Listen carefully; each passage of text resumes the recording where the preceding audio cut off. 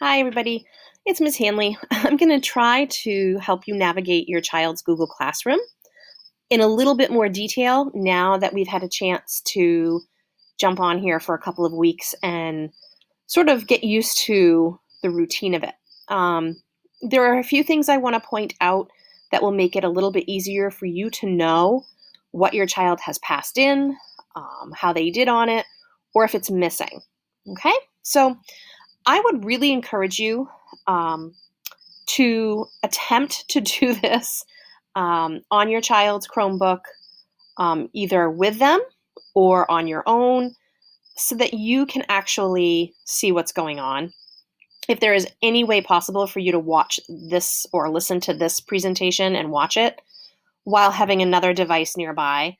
So if you were to watch this on your own device and then have your child's Chromebook next to it, then you could kind of click along and it might be a little bit easier.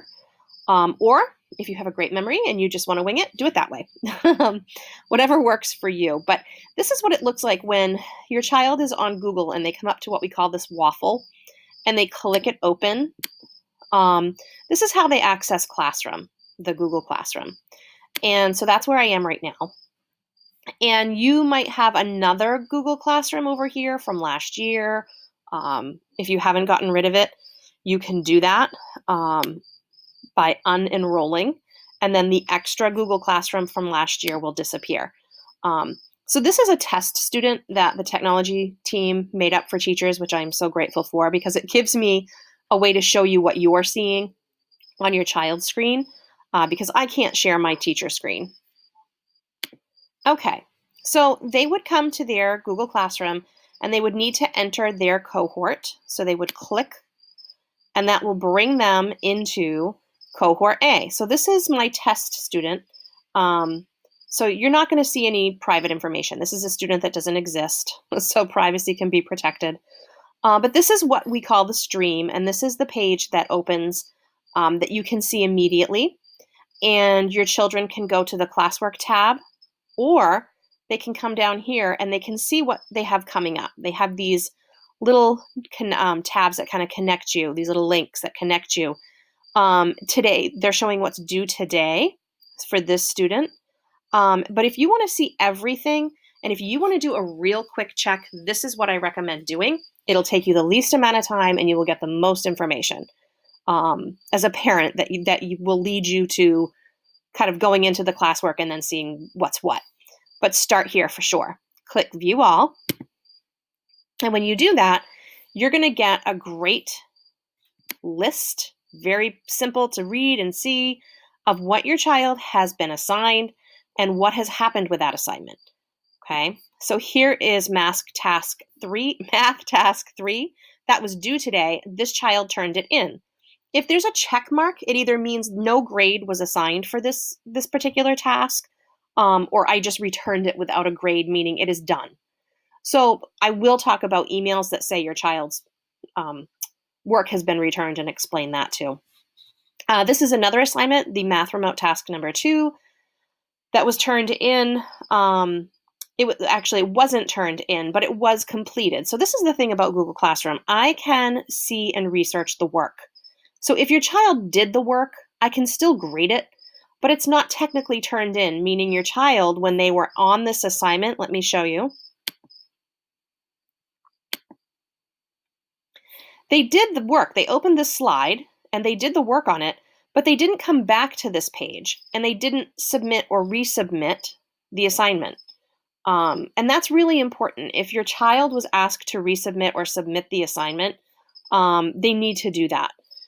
Sometimes, and I have to do a little bit more research, I'm going to be completely honest with you, I may be returning work that does not need to be resubmitted. If that happens, if you know your child did the work and there's no need for your child to resubmit it, I usually put a comment here if something wasn't done correctly. So let's say your child had opened up this slide and there were 2 slides that needed to be completed, but let's say your child only saw the first one and only did the first one. Down in the private comment sections, I would leave a note. And I would say something like, oh, I think you forgot the second slide. Why don't you go back and fix that? Or if there was something that directly tells your student they need to redo it, it will be here. Okay. If you don't see any comments here, chances are you don't need to have your child do anything. But like I said, I am not 100% sure what's happening. If it's a setting that I'm putting on the assignment, something like that, then when I return it, it might be confusing people. I'm going to look into that. So if you're getting a ton of emails that says your child, the work was returned, but there's no grade, or the work was returned and you need to resubmit, check here first. If it doesn't clear that up for you, then that's me. And I need to, I'm going to be paying special attention on the third week when I release your assignments to make sure that it's an assignment that when I return it or grade it, it's clear that you're done. I don't know what's going on if that's not happening for you. That's definitely something me related. So I'm going to go back to where we were. We were looking at all of these assignments. And so you can scroll through the list and you can see what's been turned in or what's been graded or what's missing. Okay. Assigned means that I assigned this, but there's probably not a due date, so it's still just sort of there. Missing means there was a due date and your child did not submit the work. Again, maybe they did it, but they didn't submit it to me, and that's really important. They have to come back to, let me show you. Here's the assignment. They have to come back here and click turn in. So even if this was something like on this particular assignment that could have been done on paper and brought to school, if your child doesn't turn it in, then it's going to be marked as missing. So that's really important to know. And always you have the option, if you're turning something in and you're realizing, oh shoot, I forgot to do something on it, you can unsubmit the work, or you can always send me a comment to let me know. But let's go back. And I apologize, I feel like I'm covering a lot of ground really fast. It's hard to know if I'm going too slow or if I'm covering too much, too quickly. So now that assignment is turned in, it does tell me that it's done late, but it's turned in, and so that's good. Okay. For assignments that are graded, you will see a grade here. Now, this is something that I have to figure out what to do about, and I need to talk to some colleagues and see what they're doing about it, because I feel like it could get confusing and muddy, and that is the number grades that are going into our Google Classroom. There are going to be times when there'll be a very specific grade because I'm using something like Edpuzzle or quizzes or guided readers or some other site that I'm accessing where the grade is averaged for me and I don't have to do anything. And so you'll get a very specific number grade. There are also times when I might be using a point value. I did that on one assignment this week for guided readers. There was, excuse me, there were 2 slides on a slideshow, and one of them, the students had to manipulate some vocabulary and drag the word to the correct box, and the other slide was answering some questions about the reading. Because there were 11 separate tasks that needed to be completed, I made that an 11-point assignment. And so if one of them wasn't done or one of them was incorrect, then I would take one of those points away. The muddy part, the part that I'm kind of wrestling with, is in our grading system for elementary school, students are used to seeing 4s, 3s, 2s, and 1s. A 4 means they exceeded the standard or the expectation for that task. A 3 is meets, a 2 is partially meets, and a 1 is does not meet. I may change my point values to that 1, 2, 3, 4 system. So the max amount of points would be 4, and the least amount of points would be a 1. I'm not sure how I want to do that yet. There are pros and cons to that, which have more to do with the teacher side of it than the student side of it. The other thing that I could do is I could enter the numerical value of what we have decided a 3 is, which is a 70 to an 82. But there again, you get into that muddy water of, okay, well, is it a middle 3, like a 77? I really don't want to put grades on here that students are going to see and they're going to think a 70 when actually that's okay because that's a 3. So I don't know if that's clear. I really don't want students to become frustrated and overwhelmed that they think they're getting low grades when they see a 70, when in fact it's a 3. So until I figure out what I want to do with that, I'm just calling it a 100. If they did the work and they did a good job, it's a 100. Even if they resubmit it, even if it wasn't great the first time around or they missed something, if they redo it, they're going to get a 100 if they did it satisfactorily. So that I need to figure out, and I apologize for not having that figured out. You know, there are these things that you run into and you're like, oh, geez, what do I do? I just don't want kids to see numbers that confuse them. That's my biggest sticking point with grades right now. And I also don't want to mislead parents if they see an average over time and they think that's the grade that their child is getting, especially with these numerical grades, because there are other assignments happening in school. So please be aware that, you know, even though your children might be seeing 100s on some of their work here, on some of their work at school, it might be different.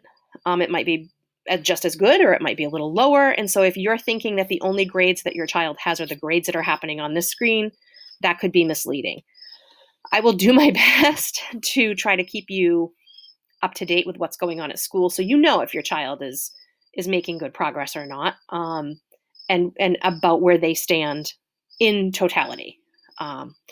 So until I have a beautiful system to manage all of this, just know that if you're not hearing from me, things are going well for the next week or two. I do want to give you a little bit of a progress report, because I don't want you to go too long wondering, how are they really doing? So that was a lot to talk about. Let's scroll down. If you see something missing in your child's to-do list or upcoming list, it is okay for them to do it. In fact, if they do it, that will actually be accepted by me as long as they can access it. I'm not worried about whether or not it was late at this point. I mean, in terms of attendance, when you have these attendance assignments, then yes, it becomes important that they're not late. And I'll talk about that in a separate video because that could go on for a while too. So this was accessed. Just one more time, I'll show you. Oh, and this is another cool feature about this. You can, if you're just interested in what's missing and you know things have been turned in, but you want to know what's missing, you can click just this topic and it will just show you those things. So these are the things that were returned. Everything's great. Check, check, check. And these are the things that were assigned but have not been returned, and that will include the missing assignments as well. Or you can go back to the page it brings you to, which is all. Okay. So I like that feature quite a bit because, let me get you back to the beginning here. I like that feature quite a bit because that just takes you straight to see what's been missing, what's been turned in, all of that. I would pay more attention to what's going on here than I would what's coming to your children in email from Google Classroom, because look at this. If you try to click on and read all of this, you will lose your patience very quickly. All this is doing is showing you and telling your student, or showing your student and telling your student what has been sent to them and what has been returned or graded. They're getting it all. I find this to be very overwhelming. So when you see Sarah Hanley class, on and on and on, these are the same messages that you're getting in Google Classroom. So let's see, let me take you back to the stream. So again, if you come here, you will see these little comment boxes. That is the same message. Google Classroom is just making sure you're getting it, and they're sending it to you in an email. This is the same message here. So I would not expect your child, I would not even have you do it. I don't want you to go through every single email that says Sarah Hanley class, Sarah Hanley class, if you're keeping up on what's going on Google Classroom, because those exact same comments can be found here. And most times it's just letting you know that I've corrected something, okay, or I've assigned something, and you already know to check your Google Classroom or classwork options to see what I've assigned, okay, as you scroll down. All right. I'm also toying with putting the week that's going to be upcoming, or the week that is current, at the top. So dragging week 1 and 2 below and putting week 3 up here so that it's the first thing your child sees when they come to classwork rather than needing to scroll down. I organize my mind very differently, and I like things to be in order, week 1, week 2, week 3, in that way. But for kiddos, I think it's going to be easier to see what they need to do right away at the top. Okay? Just pay attention to what it says. Oh my goodness, I feel like I'm telling you so many things, and it's a lot.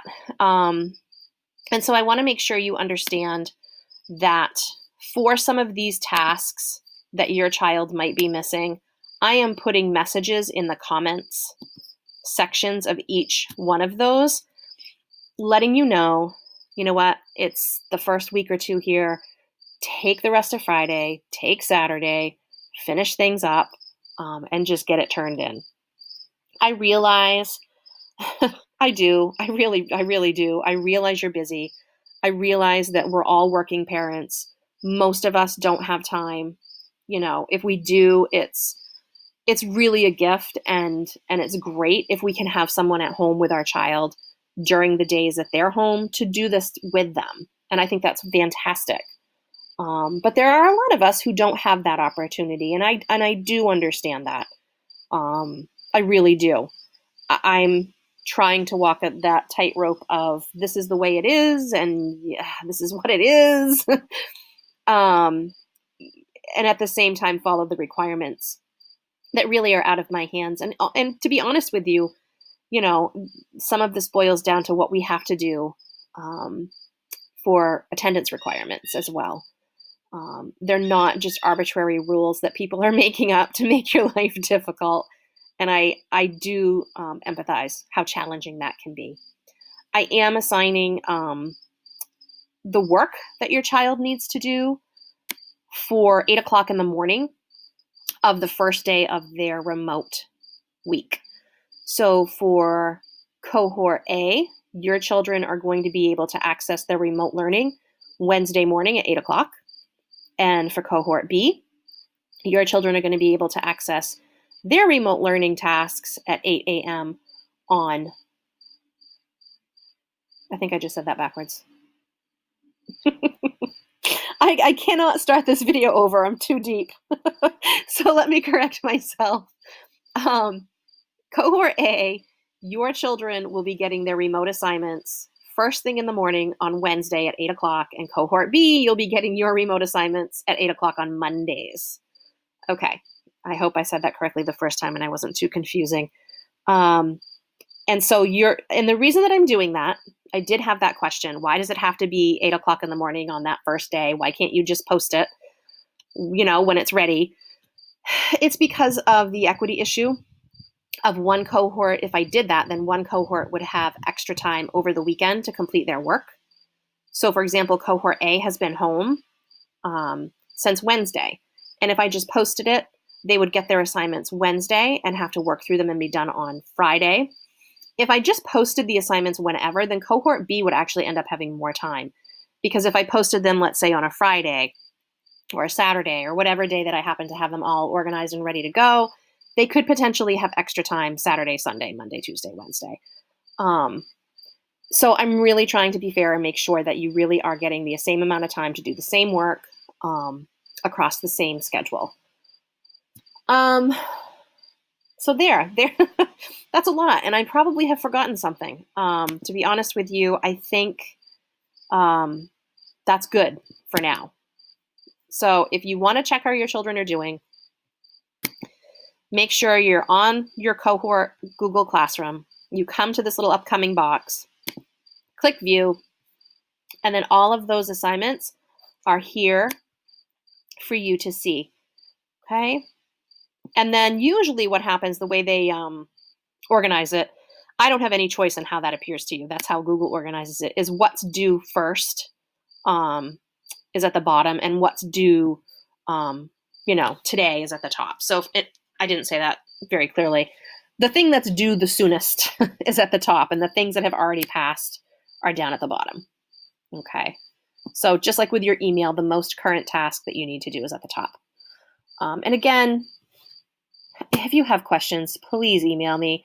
I know sometimes if it's the middle of a day and I'm teaching, I can't get right back to you. Other times, I might be on my lunch break, or I might have a prep period and I might be checking my email and I can help you. I'm trying to kind of do my best to balance my use of time so that I am helping before it's too late and your kids are in bed. So if you have questions, email me. I hope this was helpful and didn't make anything more confusing for you.